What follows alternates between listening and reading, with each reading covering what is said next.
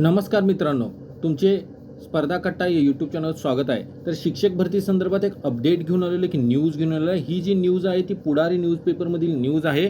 तर डिटेल माहिती सांगणार आहे की काय न्यूज आहे शिक्षक भरती रिलेटेड. तर हा व्हिडिओ पूर्ण बघा, अजिबात स्किप करू नका, तुम्हाला डिटेल माहिती या व्हिडिओमध्ये मिळणार आहे. तर ही जी न्यूज आहे तर पुढारी न्यूजपेपरमधील न्यूज आहे. ही न्यूज आजचीच आहे, तुम्ही पाहू शकता. मुंबई एडिशन जून 1, 2024 आजची न्यूज आहे. काय आहे तर 2 महिने उलटले, सुधारित याद्यांचा पत्ता नाही, अशा प्रकारची हेडलाईन आहे.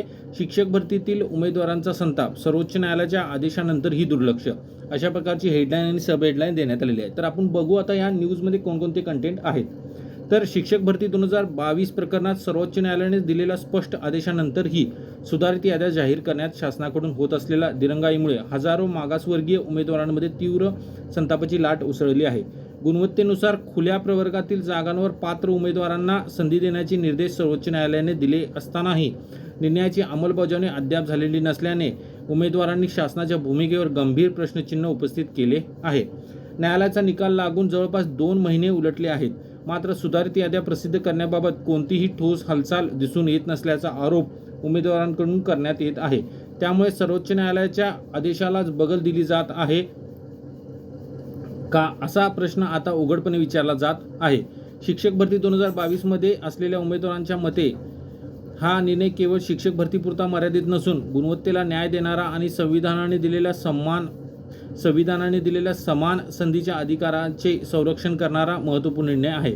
गुणवत्तेनुसार खुल्या प्रवर्गात स्थान मिळवण्याचा अधिकार असतानाही अनेक मागासवर्गीय उमेदवारांना त्याचा लाभ मिळाला नाही. हीच बाब सर्वोच्च न्यायालयाने अधोरेखित करत सुधारित याद्या तयार करण्याचे आदेश दिले होते. मात्र आदेशानंतर ही अंमलबजावणी होत नसल्याने उमेदवारांमध्ये अस्वस्थता वाढत आहे.